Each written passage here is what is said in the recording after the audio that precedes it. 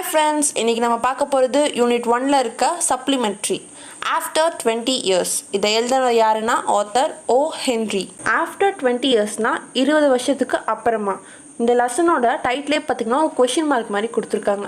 20 வருஷத்துக்கு அப்புறம் என்ன நடந்துச்சுன்னு இருக்கலாம், 20 வருஷத்துக்கு அப்புறம் நடந்த கதையை பற்றி இந்த ஸ்டோரியாக இருக்கலாம். ஸோ என்ன நடந்திருக்கும் அப்படின்றத பற்றி தான் இந்த story. Here is a story entitled After 20 Years, which is about two best friends who had to part ways. They returned to keep an appointment they had made 20 years ago. Read to find out what happens when they meet again. இந்த story after 20 இயர்ஸ்ன்றது எதை பற்றினா, ரெண்டு best friends அவங்க வந்து 20 வருஷத்துக்கு முன்னாலே பிரிஞ்சு போயிட்டாங்க. அவங்க ரெண்டு பேரும் 20 வருஷம் கழித்து மறுபடியும் மீட் பண்ணுறதுக்காக ஒரு அக்ரிமெண்ட் போட்டு மீட் பண்ண போகிறாங்களாம். அப்போ அவங்க மீட் பண்ணும்போது என்னெல்லாம் சம்பவம் நடக்குதுன்றதை இந்த லெசனில் நம்ம பார்க்கலாம் அப்படின்னு சொல்கிறாங்க. The policeman on the beat moved up the avenue impressively. அவென்யூனா ஒரு ஒயிட் ஸ்ட்ரீட் அப்படின்னு அர்த்தம். ஆத்தர் என்ன சொல்கிறாருன்னா, ஒரு போலீஸ்மேன் வந்து அவென்யூவில் வந்து ரொம்ப இம்ப்ரெசிவாக நடந்து போகிறாராம். அப்படின்னா என்னென்னா ரொம்ப அழகாக அப்படியே டான்ஸ் ஆடிட்டு ஜாலியாக நடந்து போகிறாராம். The impressiveness was habitual and not for show, for spectators were few. The time was barely 10 o'clock at night, but chilly gusts of wind with a taste of rain them had well nigh de-peopled the streets. அவர் இம்ப்ரெசிவாக நடந்து போகிறார் இல்லையா, அது வந்து show காட்டுறதுக்காக அப்படிலாம் இல்லை. அது ஹேபிச்சுவல்னா regular அப்படின்னு. அவர் நார்மலாக தான் நடந்து போகிறாரு. ஸ்பெக்டேட்டர்ஸ் அப்படின்னா வியூவர்ஸும் ஒன்றும் அங்கே பெருசாக இல்லை. அவர் நார்மலாகவே அப்படி தான் நடந்து போகிறாரு. அவர் வேலையை வந்து ரொம்ப வெறுப்போட செய்தவிட ஜாலியாக என்ஜாய் பண்ணி அவர் செய்கிறாராம்.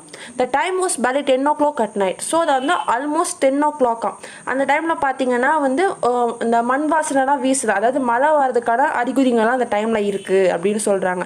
ஸோ அந்த மாதிரி மழை வரப்போகிற மாதிரி இருக்கனால ஸ்ட்ரீட்டில் வந்து மக்கள் இல்லை. de-peopled அப்படின்னா மக்கள் வந்து இல்லை, ஆல்மோஸ்ட் de-peopled, யாருமே இல்லை அந்த இடத்துல, கம்மியான ஆளுங்க தான் இருக்காங்க அப்படின்னு அர்த்தம். Trying doors as he went, twirling his club with many intricate and artful movements, turning now and then to cast his watchful eye adown the Pacific thoroughfare, the officer with his stalwart form and slight swagger made a fine picture of a guardian of the peace. இந்த policeman வந்து போகும்போது என்ன பண்ணுறாராம், ஒரு டோராக வந்து ஒரு கிளப்பை வச்சு தட்டிகிட்டே வர்றாரு. கிளப்னா என்னென்னா ஸ்டிக், தட்டின்னு சொல்லுவாங்களா, அதுதான். அப்போது தட்டிகிட்டே வரும்போது என்ன பண்ணுறாரு, இன்ட்ரிகேட் அண்ட் ஆர்ட்ஃபுல் மூமெண்ட்ஸ். அப்படின்னா என்னென்னா கொஞ்சம் நம்ம இப்போ நார்மலான டான்ஸ் கிடையாது. தினமும் வேலைக்கு போகும்போது இதே மாதிரி டான்ஸ் ஆடிட்டு தான் தட்டிட்டு போகிறாராம். அப்போ தினமும் ப்ராக்டிஸ் பண்ணுறதுனால அவருக்கு அப்படியே நுணுக்கமான ஸ்டெப்ஸ் எல்லாம் போட்டுட்டு அப்படியே போகிறாராம். அப்படியே போகும்போது என்ன பண்ணுறாரு, இங்கே எங்கேயும் அடிக்கடி அந்த தெரு ஃபுல்லாக பார்த்துட்டே போகிறாரு. பசிபிக் த்ரோஃபேர் அப்படின்னா அமைதியான அந்த ஸ்ட்ரீட் அப்படின்னு சொல்லுவாங்க. த்ரோஃபேர்னா street. Officer with his stalwart form and slight swagger made a fine picture of a guardian of the peace. So இதெல்லாம் வச்சு பார்க்கும்போது அவர் வந்து ஒரு போலீஸ்மேன் அப்படின்னு தெரியுது. ஸ்டால்வார்ட் ஃபார்ம்னா ஸ்ட்ராங்கான பாடி அப்படின்றாங்க. த கார்டியன் ஆஃப் த பீஸ் தான் அர்த்தம்னா அமைதியின் காவல் அப்படின்னு தமிழில் சொல்லலாம். அந்த போலீஸுன்றது தான் அழகாக வந்து ஆத்தர் அப்படி சொல்லியிருக்காரு. The vicinity was one that kept early hours. Now and then you might see the lights of a cigar store or of an all-night lunch counter, but the majority of the doors belong to business places that are long since been closed. விசினிட்டினா என்னென்னா நம்ம surrounding. இப்போ சரௌண்டிங்கை describe பண்ணுறாங்க. அங்கே இங்கே நிறைய Shikhar ஸ்டாப்பும் all night lunch கவுண்டரும் இருக்குன்றாங்க. சிகர் ஸ்டோர்னால் என்னென்னா சிகர் விற்கிற கடை, அதாவது சிகரெட் விற்கிற கடைங்க. அதுக்கப்புறம் all night lunch counter, night ஃபுல்லாகவே இருக்கிற சாப்பாடு கடைங்க இருக்குன்றாங்க. ஆனால் மெஜாரிட்டியான டோர்ஸ், அதாவது மெஜாரிட்டியான இடங்கள்லாம் வந்து பிஸ்னஸ் பிளேஸ் தான். அதெல்லாம் வந்து ரொம்ப நேரமாகவே க்ளோஸ் ஆகி தான் இருக்குது. ஏன்னா அது லேட் நைட் இல்லை, 10 o'clock மேலே ஆகிடுச்சு, 10 o'clock ஆக போகுது, அதனால க்ளோஸ் ஆகி தான் இருக்குது அப்படின்னு சொல்கிறாங்க. When about midway of a certain block, the policeman suddenly slowed his walk. In the doorway of a darkened hardware store, a man leaned with an unlighted cigar in his mouth. As the policeman walked up to him, the man spoke up quickly. அப்போ இந்த policeman போகிற வழியில் ஒரு மிட்வேல வந்து திடீர்னு stop பண்ணுறாரு. அதாவது பொறுமையாக நடக்க ஆரம்பிக்கிறாரு. என்னென்னு பார்த்தா ஹார்ட்வேர் ஸ்டோருக்கு இடத்துல, அந்த ஹார்ட்வேர் ஸ்டோர் வந்து இருட்டாக இருக்குது. அங்கே வந்து ஒரு ஆள் வந்து சாஞ்சிட்டு இருக்காரு. அவர் வந்து வாயில் வந்து சிகரெட் வந்து பற்ற வைக்காமல் சும்மா வச்சுட்டு இருந்திருக்காரு. இந்த போலீஸ்மேன் உடனே அவர்கிட்ட யாருன்னு பார்க்கலான்னு போகும்போது உடனே வந்து கடகடன்னு பேச ஆரம்பிக்கிறார். அவர் பார்த்தோன்னே ஏன் அப்படி பண்ணாருன்றதை பார்க்கலாம். It's all right, officer, he said reassuringly. I'm just waiting for a friend. It's an appointment made 20 years ago. Sounds a little funny to you, doesn't it? Well, I will explain it. You would like to make certain it's all straight. About that, long ago, there used to be a restaurant where the store stands. Big Joe's Brady's restaurant. It's all right officer, ஒன்றும் இல்லை, எல்லாம் நல்லா தான் இருக்குது அப்படின்னு அவர்கிட்ட reassuring பண்ணுற மாதிரி அந்த மேன் வந்து சொல்கிறாரு. ரீஅஷூரிங்னா என்னென்னா அவருக்கு நம்பிக்கை விட்ற மாதிரி, ஓ எந்த பிரச்சனையும் இல்லை போல் அப்படின்ற மாதிரி. உடனே என்ன சொல்கிறேன்னா, நான் வந்து என் ஃப்ரெண்டுக்காக தான் இங்கே வெயிட் பண்ணிட்டு இருக்கேன். நாங்கள் 20 இயர்ஸ்க்கு முன்னால் வந்து ஒரு அக்ரிமெண்ட் போட்டிருந்தோம், நாங்கள் 2 பேரும் வந்து இங்கே டைமில் மீட் பண்ணணும் அப்படின்னு சொல்கிறாரு. உடனே அவரே மறுபடியும் என்ன சொல்கிறாருன்னா, கேட்க கொஞ்சம் காமெடியாக தானே இருக்குது, சரி ஓகே இருந்தாலும் பரவாயில்ல நான் உங்களுக்கு சொல்கிறேன். அதாவது ரொம்ப வருஷத்துக்கு முன்னாடி வந்து நாங்கள் இந்த இடத்துல ஒரு ரெஸ்டாரண்ட் இருந்தது, அந்த ரெஸ்டாரண்ட் பேர் வந்து பிக் ஜோஸ் பிரேடிஸ் ரெஸ்டாரண்ட், அங்கே வந்து நாங்கள் இந்த அக்ரிமெண்ட்டை போட்டோம் அப்படின்னு சொல்கிறாரு. Until 5 years ago, said the policeman. It was torn down then. உடனே அதுக்கு இந்த போலீஸ்மேன் என்ன சொல்கிறாருன்னா, ஆமாம் 5 வருஷத்துக்கு முன்னாடி இருந்தது, அதுக்கப்புறமா அது இடிஞ்சிருச்சு அப்படின்னு சொல்கிறாரு. The man in the doorway struck a match and lit his cigar. The light showed a pale, square-jawed face with keen eyes and a little white scar near his right eyebrow. His scarf pin was a large diamond, oddly set. And then இப்போ அந்த கதவு பக்கத்தில் இருக்க மேனோட அப்பியரன்ஸை describe பண்ணுறாங்க. அவர் வந்து ஒரு சிகரை பற்ற வைக்கும் போது ஒரு வெளிச்சம் வரும் இல்லையா, அந்த வெளிச்சத்தில் ஒரு முகம் தெரியுது, அவர் முகம் எப்படி இருக்குன்னு சொல்கிறாங்க. அவர் வந்து கொஞ்சம் வெள்ளையாகவும் ஸ்கொயர் ஜாட், தாடை வந்து அவருக்கு ஸ்கொயர் ஷேப்பாக இருக்குது அப்படின்றாங்க. வித் கீன் ஐஸ், அவருக்கு கீன் ஐஸ்னால் டீப்பான ஐஸ் அப்படின்னு அர்த்தம். அதுக்கப்புறமா அவர் ரைட் ஐப்ரோவில் ஒரு ஒயிட் ஸ்கார் இருக்குன்றாங்க. ஸ்கார் என்னன்னா தழும்பு. ஸோ அவரோட ரைட் ஐப்ரோவில் ஒரு வெள்ளை தழும்பு இருக்குது அப்படின்னு சொல்கிறாங்க. அது மட்டும் இல்லாமல் ஒரு ஸ்கார்ஃப் பின்னில் வந்து ஒரு லார்ஜ் டைமண்ட் இருக்குது, அது வந்து நாட் அன் ஆர்டினரி டைமண்ட், அது வந்து ஒரு ஸ்பெஷல் பீஸ்ன்னு சொல்லலாம், அதாவது ரேர் பீஸ் அப்படின்னு சொல்லலாம். 20 years ago tonight, said the man, I dined here at Big Joe Brady's with Jimmy Wells, my best chum and the finest chap in the world. He and I were raised here in New York just like two brothers together. I was 18 and Jimmy was 20. இப்போ அந்த man, doorway கிட்ட man என்ன சொல்கிறாருன்னா, 20 இயர்ஸ்க்கு முன்னாடி இன்றைக்கி ராத்திரி வந்து ஜோ பிராடிஸ் ரெஸ்டாரண்ட்டில் நான் ஜிம்மி வெல்ஸ் கூட சாப்பிட்டேன். அவள் என்னோடய பெஸ்ட் ஃப்ரெண்ட், அதுக்கப்புறம் ஒரு நல்ல மனுஷனும் கூட. நாங்கள் 2 பேருமே நியூயார்க்கில் அண்ணன் தம்பி மாதிரி ஒன்றாவே வளர்ந்தோம். எனக்கு வந்து அப்போ 18 வயசு, அவனுக்கு வந்து அப்போ 20 வயசு அப்படின்னு சொல்கிறாரு. The next morning, I was to start for the West to make my fortune. You couldn't have dragged Jimmy out of New York. He thought it was the only place on earth. Well, we agreed that night that we would meet here again exactly 20 years from the date and time, no matter what our conditions might be or from what distance we might have to come. We figured that in 20 years, each of us out to have our destiny worked out and our fortunes made, whatever they were going to be. அடுத்த நாள் காலையில் நான் வந்து west சைடுக்கு போக வேண்டியதாக இருக்குது. ஏன்னா நான் ஜாப் போகணும், சம்பாதிக்கணுன்றதுக்காக நான் அங்கே போக வேண்டியதாக இருந்தது. ஆனால் ஜிம்மியை வந்து என்னால் கூட்டு போக முடியல. ஏன்னா அவன் என்ன நினச்சான்னா, இந்த உலகத்துலேயே நியூயார்க்குன்ற ஒரு இடம் மட்டும்தான் இருக்குது அப்படின்னு சொன்னான். அவன் அந்த இடத்த விட்டு வர விரும்பலை. சரின்னு சொல்லிட்டு நாங்கள் 2 பேரும் என்ன பண்ணோம், 20 வருஷம் கழித்து நம்ம இங்கே மீட் பண்ணலாம் அப்படின்னு ஒரு அக்ரிமெண்ட் போட்டோம். எக்ஸாக்டாக இதே டைம் இதே டேட்டு இங்கே கண்டிப்பாக மீட் பண்ணோம் இந்த ரெஸ்டாரண்ட்டில் அப்படின்னு நாங்கள் முடிவு பண்ணோம். நாங்கள் எந்த கண்டிஷன் இருந்தாலும் சரி, இல்லை எவ்வளோ தூரத்தில் இருந்தாலும் சரி, கண்டிப்பாக மீட் பண்ணணும் அப்படின்னு சொன்னோம். எதுக்காக நாங்கள் 20 வருஷம் அப்படின்னு சூஸ் பண்ணோன்னா, 20 வருஷம் கழித்து நாங்கள் எல்லாம் வேலைக்கு போய் சம்பாதிச்சு ஒரு லெவலில் செட்டில் ஆகி இருப்போம். நல்லதோ கெட்டதோ நாங்கள் வந்து ஒரு லெவலில் இருப்போம்ல. ஸோ அப்போ நாங்கள் 2 பேரும் மீட் பண்ணிக்கலாம் அப்படின்றதுக்காக தான் நாங்கள் 20 இயர்ஸ் கழிச்சு அப்படின்னு சொன்னோம்.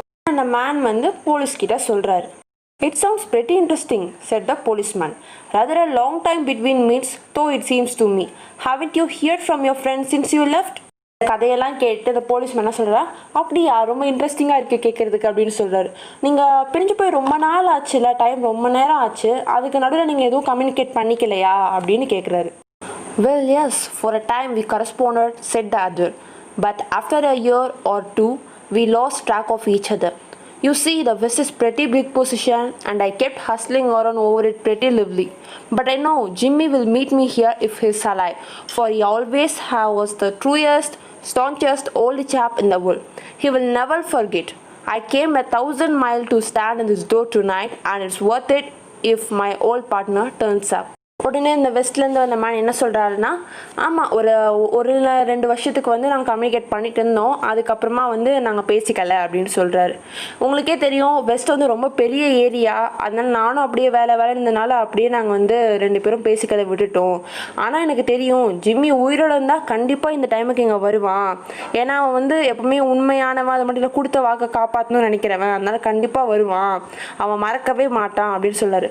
நான் வந்து 10,000 மைல் தூரம் கடந்து இங்கே வந்து இன்னைக்கு இந்த கதவுக்கு வந்து நிற்கிறேன், என்னோட ஓல்டு பார்ட்னர் அதாவது ஜிம்மி வந்து இங்கே வந்தால் ரொம்ப நல்லா இருக்கும் அப்படின்னு சொல்கிறாரு.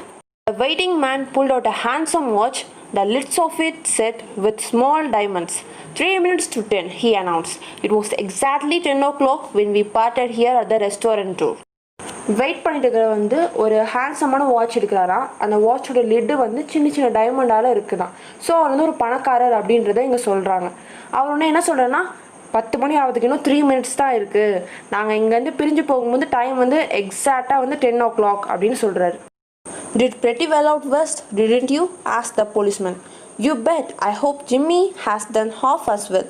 He was a kind of plodder, though good fellow he was. Policeman கேட்குறாரு, வெஸ்ட் சைட் போனீங்களே, உங்களுக்கு எல்லாம் நல்லபடியாக இருந்துச்சா அப்படின்னு கேட்குறாரு. உடனே சொல்கிறேன், நல்லபடியாக இருந்துச்சு. ஜிம்மி வந்து நான் சாதிச்சதை பாதியாக சாதிச்சுப்பான்னு நினைக்கிறேன். ஏன்னா அவன் வந்து ஸ்லோவாகவும் ஸ்டெடியாகவும் வேலை செய்கிறவன், அது மட்டும் இல்லாமல் அவன் நல்ல மனுஷனும் கூட. அதனால் நான் சம்பாதிச்ச அளவுக்கு இல்லைன்னா என்னோட பாதி தான் வந்து ஏர்ன் பண்ணியிருப்பான் அப்படின்னு நினைக்கிறேன் அப்படின்னு சொல்கிறாரு. I have had to compete with some of the sharpest wits going to get my pile. A man gets in a groove in New York. It takes the West to put a razor edge on him. அந்த வெஸ்ட்லேருந்து வந்தவர் என்ன சொல்கிறாருன்னா, நான்லாம் அங்கே வந்து west சைடில் பார்த்தீங்கன்னா நிறைய புத்திசாலிக்குள்ளே போட்டி போட்டு தான் நான் இந்த நிலைமைக்கு வந்திருக்கேன். இந்த நியூயார்க்கில் அப்படிலாம் ஒன்று எதுவும் நம்ம பண்ண தேவையில்லை, நார்மல் ரொட்டீன் லைஃப் தான், போரிங் லைஃப் தான் இங்கே இருக்கும். ஒருவேளை ஜிம்மி வந்து வெஸ்ட் சைடுக்கெலாம் வந்தால் அவனுக்கு அது ரொம்பவே கஷ்டமாக இருக்கும், அவனால் சமாளிக்கவே முடியாது அப்படின்னு வந்து ரொம்ப பெருமையாக அவரை பற்றி அவரே சொல்லிக்கிறாரு. The policeman twirled his club and took a step or two. I will be on my way. Hope your friend comes around all right. Going to call time on him sharp.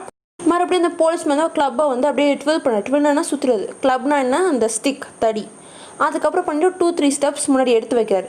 சரி நான் கிளம்புறேன் அப்படின்னு சொல்லிட்டு, உங்கள் friend வர்றதுக்கு நான் வேண்டிக்கிறேன் அப்படின்னு சொல்லிட்டு என்ன கேட்குறாருன்னா, உங்கள் ஃப்ரெண்டு 10 o'clock வர வரைக்கும் தான் நீங்கள் வெயிட் பண்ணுவீங்களா, ஷார்ப்பாக அந்த டைம் வரைக்கும் தான் நீங்கள் வெயிட் பண்ணுவீங்களா அப்படின்னு கேட்குறாரு.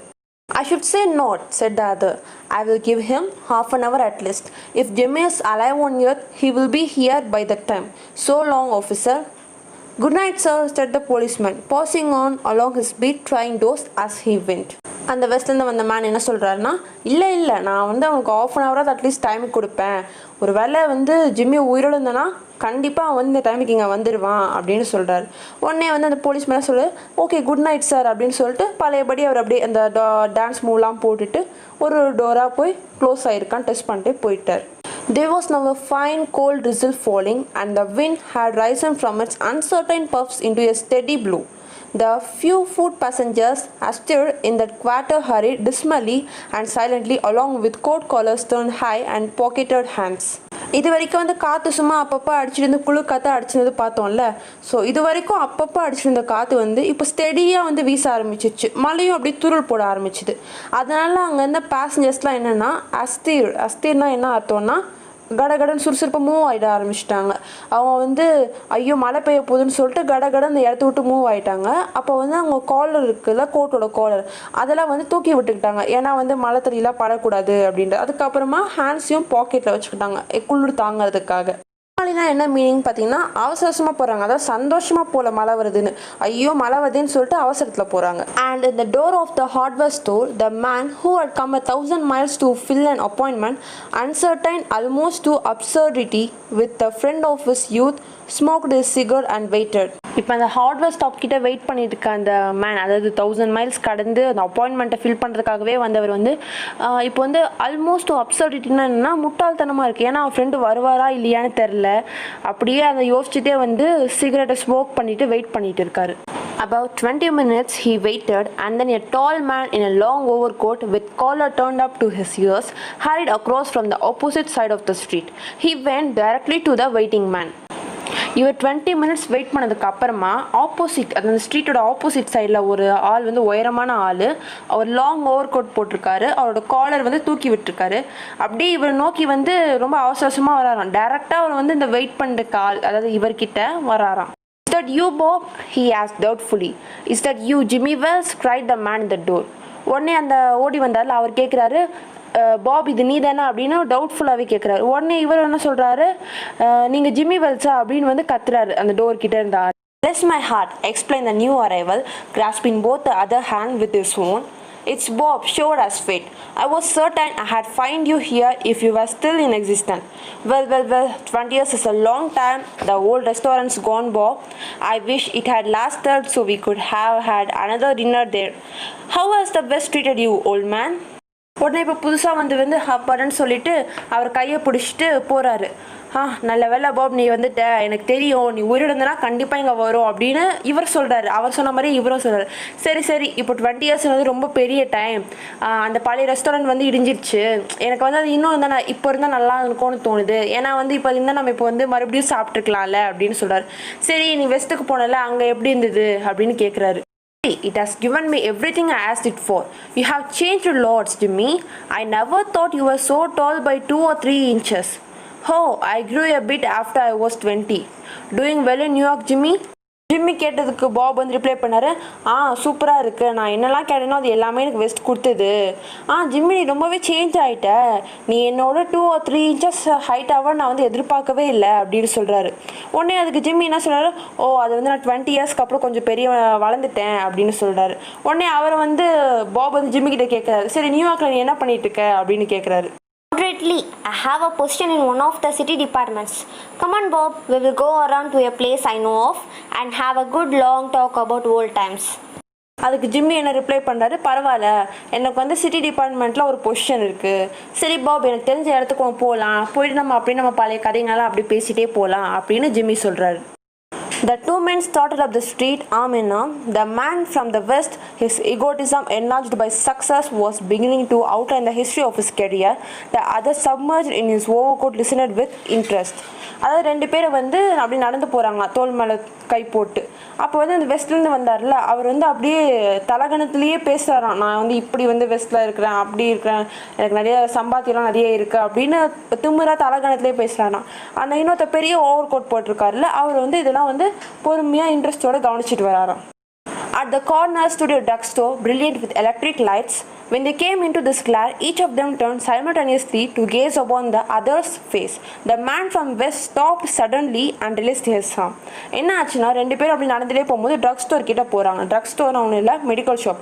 அதுக்கிட்ட போகும்போது அங்கே லைட்லாம் போட்டு வச்சுருப்பாங்க இல்லையா. ஸோ அந்த லைட்டோட வெளிச்சத்துக்கிட்ட வரும்போது 2 பேரும் ஒரே நேரத்தில் சைமல்டேனியஸ்லாம் ஒரே நேரத்தில் திரும்பி அவங்க முகத்தை பார்க்கறதுக்காக பார்க்குறாங்க. ஏன்னா இவ்வளோ நேரம் வந்து அவங்க இருட்டில் தான் நடந்து வராங்க, அதனால வெளிச்சமே இல்லை. ஸோ இப்போ வெளிச்சத்தில் வந்தோன்னா ஒருத்தர் முகத்தை பார்க்கறதுக்காக ஒரே நேரத்தில் திரும்பும்போது என்னாச்சுன்னா, அந்த வெஸ்ட்லேருந்து வந்த ஆள் வந்து திடீர்னு ஷாக் ஆகிட்டு இவர் மேலேருந்து கையை எடுத்துட்டாரு. ஏன் அப்படின்னு பார்க்கலாம். You're not Jimmy Wells, he snapped. 20 years is a long time, but not long enough to change a man's nose from a Roman toothpick. அது என்ன சொல்கிறாங்க, நீ ஜிம்மி வெல்ஸ் கிடையாது அப்படின்னு சொல்கிறாரு. எப்படி அதை கண்டுபிடிச்சாருன்னா, 20 வருஷன்றது ரொம்ப லாங் டைம் தான், ரொம்ப பெரிய டைம் தான். ஆனால் அதுக்காக ஒருத்தரோட மூக்கு மாறாது அப்படின்னு சொல்கிறாரு. இங்கே ரோமன் டூ பக்னா என்னன்னா, இப்போ நம்மளுக்கு புரியுமா சொன்னால், ஒருத்தருக்கு ஷார்ப் நோஸ் இருக்கும், இன்னொருத்தவங்களுக்கு வந்து சப்ப மூக்கு இருக்கு இல்லையா. ஸோ 20 வருஷம் ஆனால் கூட ஒருத்தவங்களோட மூக்கு வந்து மாறாது அப்படின்னு அவர் சொல்கிறாரு. அதை வச்சு தான் நான் உன்னை கண்டுபிடிச்சேன் அப்படின்னு சொல்கிறாரு. அதுக்கு அவர் என்ன ரிப்ளை பண்ணுறாருன்னா, it sometimes changes a good man into a bad one, said the tall man. You have been under arrest for 10 minutes, silky Bob.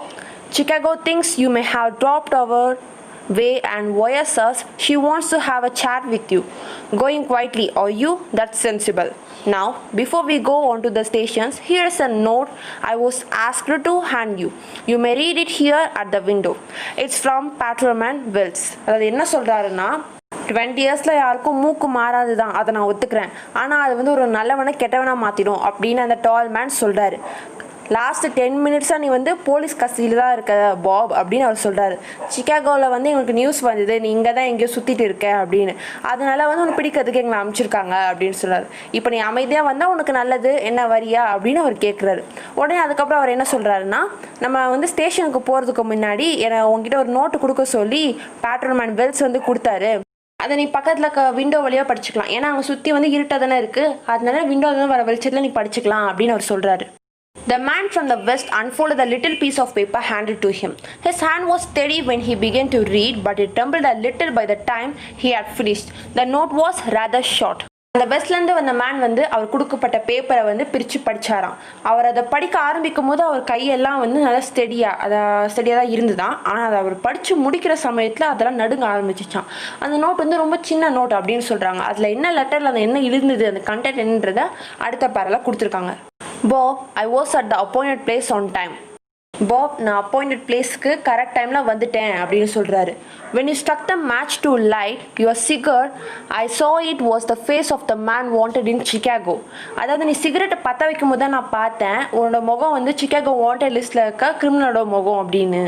Somehow I couldn't do it myself, so I went around and got a plainclothes man to do the job. By Jimmy. கண்டிப்பாக என்னால் அந்த காரியத்தை செய்ய முடியாது, அதை நான் arrest பண்ண முடியாது. அதனால நான் கொஞ்சம் தூரம் போயிட்டு ஒரு பிளெயின் க்ளோத்ஸ் மேனை வந்து அந்த வேலையை செய்யறதுக்கு அனுப்பினேன் அப்படின்னு சொல்லிட்டாரு. பிளெயின் க்ளோத்ஸ் மேன்னா யாருன்னா, அதாவது போலீஸ்காரங்க தான், ஆனால் அவங்க வந்து கலர்ஸ் இருப்பாங்க, அதாவது சிம்பிளாக சொன்னால் மஃப்டியில் இருக்கிற போலீஸ்காரங்க. அதனால் நான் அவங்கள அனுப்பி ஒன்று அரெஸ்ட் பண்ண சொன்னேன் பை ஜிம்மி அப்படின்னு வந்து அவர் எழுதியிருக்காரு. ஸோ யார் அந்த ஜிம்மினா, ஃபஸ்ட்டு ஒரு பேட்ரோல்மேன் வந்தார் தெரியுமா, இவர் கூட ரொம்ப நேரமாக பேசிட்டு போயிட்டாரு, அவர் தான் ஜிம்மி வெல்ஸ். பாப் சொன்ன மாதிரியே ஜிம்மி வந்து கரெக்ட் டைமுக்கு அந்த ரெஸ்டாரண்ட் கிட்ட வந்துட்டாரு. ஆனால் வந்ததுக்கப்புறம் அவர் ஃப்ரெண்டு வந்து கிரிமினல் தெரிஞ்சதுக்கப்புறம் அவரால் அவர் அரெஸ்ட் பண்ண முடியல. அதே டைம் அவர் டியூட்டியும் செய்யாமல் இருக்க முடியல. அதனால அவருக்கு பதிலாக இன்னொரு காப்பை அமைச்சு இவரை வந்து அரெஸ்ட் பண்ண சொல்லியிருக்காரு. ஸோ இது வந்து என்ன தெரியுது, the moral of the story என்னென்னா, ஜிம்மி வந்து அவரோட ஃப்ரெண்ட்ஷிப் ஆஸ் வெல் அஸ் அவரோட டியூட்டி ரெண்டுத்துமே பர்ஃபெக்டாக பேலன்ஸ் பண்ணியிருக்காரு. அண்ட் நம்மளும் நம்ம ஃப்ரெண்ட்ஸ்க்கு எப்போவுமே சப்போர்ட்டிவாக இருக்கணும். அதே மாதிரி அவங்க தப்பு பண்ணும்போது அவங்க கண்டித்து அவங்க திருத்தவும் செய்யணும் அப்படின்னு சொல்கிறாங்க. இதோட இந்த சப்ளிமெண்ட் முடிஞ்சுது. தேங்க்ஸ் ஃபார் வாட்சிங். இந்த வீடியோ உங்களுக்கு பிடிச்சிருந்தா லைக் பண்ணுங்கள், ஷேர் பண்ணுங்கள், கமெண்ட் பண்ணுங்கள், மறக்காமல் சப்ஸ்கிரைப் பண்ணுங்கள்.